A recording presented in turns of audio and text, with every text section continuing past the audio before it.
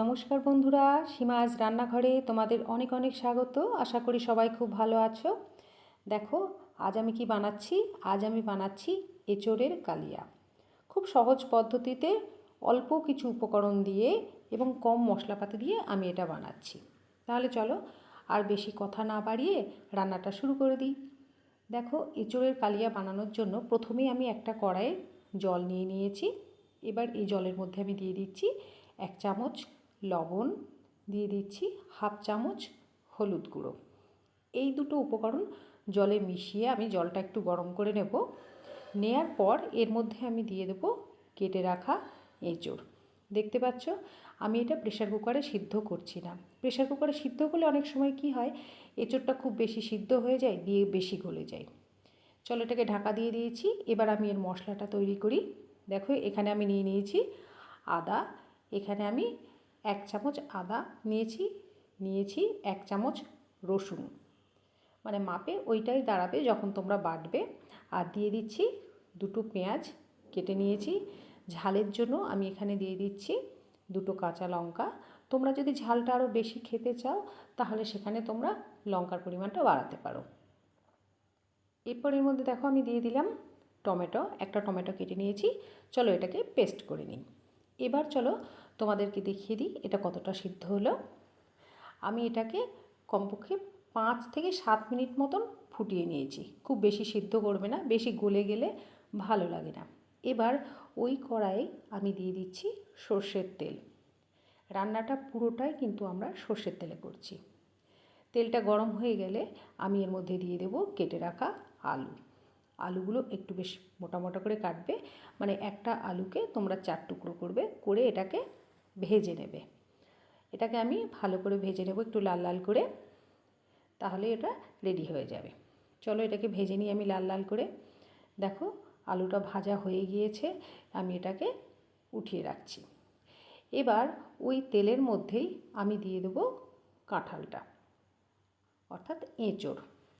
সেটাকেও আমি তেলের মধ্যে দিয়ে একটু ভেজে নেব, তাহলে একটা সুন্দর ফ্লেভার আসবে কাঁঠালটায়। এটাকে চলো আমি এবার ভাজা শুরু করে দিই। খুব বেশি নয়, মিনিট 2 থেকে 3 মিনিট নাড়াচাড়া করে নিলেই হয়ে যাবে এটা ভাজা। দেখো এটাকে আমি ভেজে নিয়েছি। এবার এটাকে আমি চলো উঠিয়ে নিই কড়াই থেকে। এরপর ওই কড়াইতেই আমি আবারও খানিকটা তেল দিচ্ছি। এবার এই তেলের মধ্যে আমি ফোড়নের জন্য প্রথমে আমি দিয়ে দিচ্ছি জিরে, গোটা জিরে, যেটা 1/4 চামচ মতো গোটা জিরে আমি এখানে ব্যবহার করছি। দিয়ে দিচ্ছি একটা শুকনো লঙ্কা, দিয়ে দিচ্ছি একটা তেজপাতা। এই সমস্ত মশলাগুলো ভালোভাবে ফুটে উঠলে আমি এর মধ্যে আর একটা উপকরণ দেব, সেটা হচ্ছে হিং। তোমরা কিন্তু যখনই কোনো রিচ খাবার রাঁধবে বা একটু মশলাদার খাবার রাঁধবে তখন কিন্তু অবশ্যই সেখানে একটু হিংয়ের ব্যবহার করবে, কারণ হিংটা আমাদের পেটের জন্য খুব ভালো, এটা হজমের সহায়তা করে। তো সেই জন্য হিঙের ব্যবহারটা অবশ্যই তোমরা একটু খাবারে করবে, কারণ আজকাল আমাদের যাবতীয় রোগের উৎস তো পেট। তো পেটটাকে যদি আমরা খাওয়া দাওয়ার পর ভালো রাখতে পারি তো সেক্ষেত্রে সে খাওয়াটা আমাদের সার্থক হবে। এবার এর মধ্যে দেখো যে মশলাটা আমি মিক্সিতে পেস্ট করতে দিয়েছিলাম সেই মশলা পেস্টটা আমি এর মধ্যে দিয়ে দিচ্ছি। মশলাটা দেওয়ার পর এটাকে আমি কষিয়ে নেব মিনিট 2 মতন। দেখো মিনিট 2 মতন আমি এটাকে কষিয়ে নিয়েছি। মশলাটা অনেকটা শুকনো শুকনো হয়ে গেছে। এরপর এর মধ্যে আমি দিয়ে দেব কিছু গুঁড়ো মশলা। প্রথমে আমি দিয়ে দিচ্ছি 1 চামচ জিরে গুঁড়ো। এরপর আমি দিয়ে দিচ্ছি 1 চামচ ধনে গুঁড়ো। আর রঙের জন্য আমি এখানে ব্যবহার করছি ছোটো চামচের 1 চামচ কাশ্মীরি লঙ্কার গুঁড়ো, কারণ আমি আগে ঝাল দিয়েছি দুটো, সেই জন্য আর এখানে আমি লঙ্কার কোনো ব্যবহার করছি না, শুধু রঙের জন্য কাশ্মীরি লঙ্কা গুঁড়ো নিচ্ছি। দিয়ে দিলাম 1/2 চামচ হলুদ গুঁড়ো। এবার এই সমস্ত মশলাগুলো দিয়ে আমি এটাকে খুব ভালো করে কষিয়ে নেব, যাতে কাঁচা গন্ধটা না থাকে। এইভাবে কষানোর পর যখন মনে হবে যে মশলাটা শুকিয়ে আসছে, তখন তোমরা এর মধ্যে কিন্তু একটু জল দিতে পারো, কারণ মশলাটার কাঁচা গন্ধটা যাওয়া খুবই দরকার। এইভাবে এটাকে আমি দেখো কিছুক্ষণ নাড়াচাড়া করে নেব। দেখো মশলাটা প্রায় হয়েই এসেছে, আর একটু হলেই এর কাঁচা গন্ধটা দূর হয়ে যাবে। তো যেহেতু এখানে তেলের ব্যবহারটা একটু কম হয়েছে, তো আমি মশলাটাকে অল্প অল্প করে জল দিয়ে কষিয়ে নেব, এতে এর গন্ধটা অনেকটা কেটে যাবে।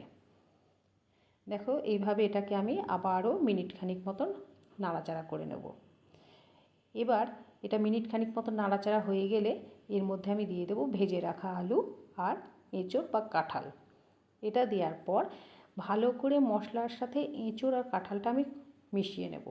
দেখতে পাচ্ছ, এইভাবে খুব ভালো করে মশলা এঁচোড়টাকে আমি মাখিয়ে নেব, কিন্তু তার আগে আমি দিয়ে দেবো এর মধ্যে লবণ। লবণ আমি আগেও দিয়েছি কাঁঠালটা সিদ্ধ করার সময়, তো সেই পরিমাণ বুঝে তোমরা এখানে লবণের ব্যবহার করবে। এবার সমস্ত মশলার সাথে আমি এঁচোড় আর আলুটাকে এইভাবে মিক্স করে নেব। নেয়ার পর এটাকে আমি ঢাকা দিয়ে কিছুক্ষণ রেখে দেব। দেখো মশলা আর এঁচোড় খুব ভালোভাবে মেখে গিয়েছে মশলার সাথে এঁচোড়টা। এবার এটাকে চলো ঢাকা দিয়ে আমি মিনিট 5 থেকে 7 রেখে দেবো। মাঝে মাঝে একটু ঢাকা তুলে দেখে নেবে যাতে কড়াইয়ের নিচে এটা লেগে না যায়। দেখো এটা হয়ে গেছে। এবার এর মধ্যে আমি দিয়ে দেব জল। আমি এখানে 2.5 কাপ মতন জলের ব্যবহার করলাম, আর এঁচোড়ের পরিমাণটা আমার ছিল 300 গ্রাম মতো। এবার এটাকে আমি ঢাকা দিয়ে রেখে দেবো যতক্ষণ পর্যন্ত না আলুটা নরম হচ্ছে আর এঁচোড়টা আরেকটু নরম হচ্ছে। এবার চলো এটাকে ঢাকা দিয়ে রেখে দিই। 5 থেকে 7 মিনিট মতন রেখে দিলেই এটা হয়ে যাবে। চলো ঢাকাটা তুলে এবার দেখে নিই কত দূর হয়েছে। দেখো এঁচোড়ের তরকারিটা রেডি হয়ে গেছে। এবার এর মধ্যে আমি দিয়ে দিলাম গরম মশলা গুঁড়ো। গরম মশলা গুঁড়ো দেওয়ার পর এটাকে মিনিট খানিক একটু আমি এইভাবে জাল করে নেব গ্যাসে। তোমাদের আমি দেখিয়ে দিই এই এঁচোড়ের তরকারিটা কতটা নরম হয়েছে আলুটা। দেখো আলুটাও নরম হয়ে গিয়েছে। তো আমাদের এঁচোড়ের তরকারি সম্পূর্ণভাবে রেডি। এবার চলো এটাকে নামিয়ে আমি পরিবেশন করি। এইভাবে এঁচোড়ের তরকারি যদি তোমরা বানাও, এটা ভাত, রুটি, পরোটা সব কিছুর সঙ্গেই খুব সুন্দর লাগবে খেতে। দেখো আমি এটা পরিবেশন করে দিয়েছি। তোমরাও এইভাবে বাড়িতে বানাবে আর বানিয়ে খেয়ে অবশ্যই আমাকে জানাবে কেমন লাগলো। আমার রান্না ভালো লাগলে লাইক, শেয়ার আর সাবস্ক্রাইব করতে কিন্তু একদম ভুলবে না। সবাই খুব ভালো থেকো। আজ তাহলে রাখছি। নমস্কার।